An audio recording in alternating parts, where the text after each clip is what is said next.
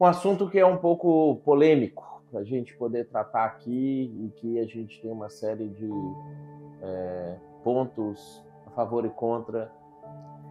O suicida pode ser salvo? O suicida pode ser perdoado? Como que Deus vai lidar com a pessoa que comete suicídio? Então, eu queria abordar aqui algumas questões e depois trazer um texto bíblico que eu acredito que pode esclarecer isso para nós de uma maneira mais clara. Normalmente, as pessoas que advogam a possibilidade do suicida ser salvo, da pessoa, mesmo depois de suicidar, ir para o céu, não ir para o inferno, elas vão alegar algumas coisas como o único pecado que não tem perdão é a blasfêmia contra o Espírito Santo. Deus ele não vai levar em consideração um único ato de uma pessoa, mas ele leva em consideração a vida inteira da pessoa. Às vezes a própria questão de que salvação não se perde, uma perspectiva um pouco mais calvinista, de que se você foi predestinado para a salvação, nada que você faça, nem mesmo tirar a própria vida, é o suficiente para você perder a sua salvação. Alguns alegam até que Sansão é um caso na Bíblia de alguém que suicidou e teria sido salvo, fazendo a interpretação de que quando ele empurra as colunas do templo para poder matar 3.000 filisteus naquela noite, quando ele diz que morreu com os filisteus, ele estava suicidando, cometendo suicídio naquela prática também. Ora, quando a gente vai observar essas argumentações, uma das coisas que é importante a gente analisar é que normalmente elas são argumentações que extraem uma sentença que às vezes pode ser verdadeira, mas não aplica na realidade de quando essa sentença foi dita. Então, por exemplo, o único pecado que não tem perdão é a blasfêmia contra o Espírito Santo. Sim, mas todos os outros pecados que você cometer e você não se arrepender deles, você também não tem perdão. A Bíblia não diz que Deus nos perdoa os pecados independente do nosso arrependimento. A Bíblia diz que a gente confessa o nosso pecado, ele é fiel e justo para nos perdoar os pecados. A Bíblia ela enfatiza bastante a necessidade de arrependimento, de confissão, de mudança de mente, de mudança de caminho, para que haja o perdão. As parábolas que Jesus conta sobre perdão, nunca o cara está devendo e espontaneamente o credor da dívida vai lá e perdoa o devedor. Sempre ele manda prender o devedor para que ele pague a dívida e aí ele se ajoelha e pede perdão e aí ele perdoa.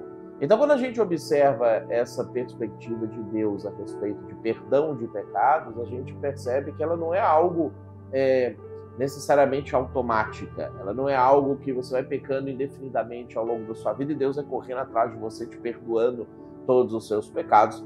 Exige um nível de comprometimento daquele que quer perdão para que então ele seja perdoado. O fato de um suicida não perder a sua salvação da perspectiva calvinista, se você é calvinista, não vai alterar muito a questão da doutrina, porque pode ser que ele não era predestinado à salvação. Então, esse argumento também ele não vai se sustentar.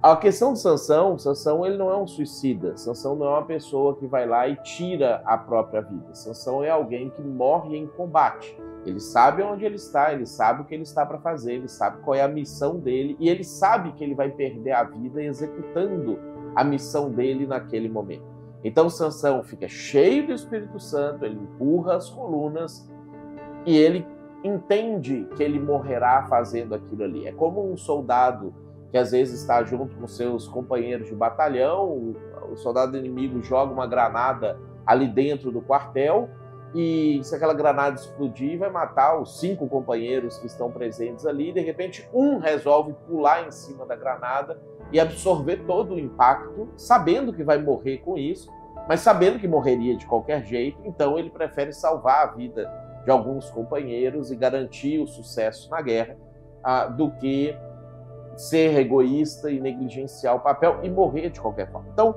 Sansão não é um suicida.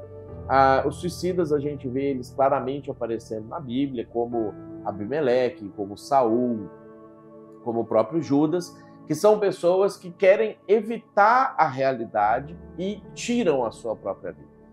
Então a gente está falando de alguém que desiste de viver, quebra o mandamento não matarás, dos 10 mandamentos, contra a sua própria vida, para que não precise mais enfrentar as dificuldades, os problemas ou as circunstâncias desagradáveis da vida. Quando a gente vai olhar para a Bíblia, nós temos um texto lá em 1 Coríntios capítulo 3, que é o texto que talvez deva nortear o nosso pensamento a respeito do suicídio.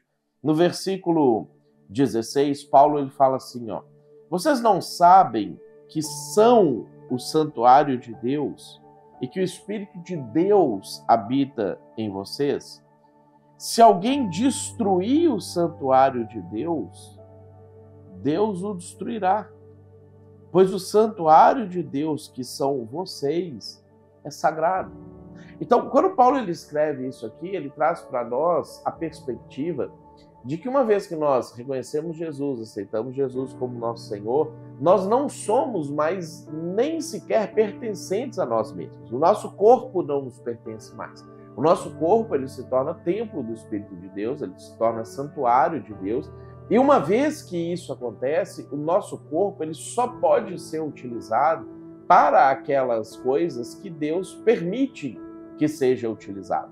Então Paulo vai usar essa argumentação mais para frente para falar a respeito da questão da prostituição, porque uma pessoa não poderia ter sexo fora do casamento à vontade com quem ele quisesse. Ele vai falar, não, o seu corpo é templo do Espírito Santo, ele pertence a Deus. Mas quando ele diz que aquele que destrói o santuário de Deus, Deus o destruirá, ele também está trazendo para nós a perspectiva de que se você pega o santuário de Deus e define que não, eu vou encerrar a existência dele a partir de agora, você está tomando para si algo que não te pertence, que é a sua própria vida. Então, quando a gente observa essa perspectiva aqui e a gente vai aplicar para a questão do suicídio, nós vamos entender o seguinte: a pessoa que tenta suicidar e não consegue, e por alguma razão falha e volta a si e pede perdão a Deus, ela vai ser perdoada, porque o único pecado que não vai ter perdão de fato é a blasfêmia contra o Espírito Santo. Mas uma pessoa que toma a decisão de suicidar e executa o suicídio, ela não se arrependeu, ela não pediu perdão a Deus, ela não mudou de ideia em relação a isso. Então, o fato é que a decisão final dela foi retomar para si aquilo que ela tinha entregado para Deus e dar um fim naquilo e destruir aquilo. Ela decidiu que o sofrimento que ela está passando, o problema que ela está tendo, seja por consequência das suas próprias decisões, seja completamente alheio à sua própria vontade, ao seu próprio controle, ela decidiu que ela não aceita aquilo que está acontecendo na vida dela, ainda que Deus esteja permitindo ou Deus esteja induzindo aquele tipo de coisa para a vida dela. Então, quando ela toma essa decisão, ela peca, ela comete um daqueles pecados que a Bíblia vai chamar de pecados para a morte. O assassinato, ele está contido em todos os textos de 1 Coríntios 6, de Apocalipse capítulo 20, está lá no Êxodo capítulo 20 como parte dos 10 mandamentos, trazendo para nós que ele é um pecado que Deus leva a sério, e uma vez que então ele é cometido contra si, nós não vemos base bíblica, perspectiva bíblica, para a gente poder falar assim, não, ele fez isso, mas Deus vai perdoar ele mesmo assim. Então, eu sei que é uma perspectiva muito mais dura do que a outra alternativa, uma perspectiva que traz muito mais angústia do que conforto, mas essa é a perspectiva bíblica. E muito mais do que se preocupar em o que aconteceu com quem já tomou essa decisão, a gente precisa se preocupar em que as pessoas que querem tomar essa decisão não tomem essa decisão. A gente precisa esclarecer quais são as consequências dessa decisão e que tentar se matar porque não quer sofrer mais, porque não é que eu não quero mais a vida, eu não quero mais o sofrimento, não é uma solução, porque isso não vai aliviar o sofrimento, pelo contrário, isso vai agravar o sofrimento. Se você tem dúvidas a respeito disso, quer conversar, talvez você assistiu esse vídeo e você está pensando em suicídio, você pode entrar em contato com a gente, entrar em contato com a Igreja de Betânia, você pode entrar em contato através dos próprios comentários, a gente deixa um contato seu, um telefone seu, uma mídia social sua, nós vamos entrar em contato com você. Mas nós queremos que, se esse é o seu caso, você freie as suas decisões e você entenda a real consequência disso. Nós estamos com você.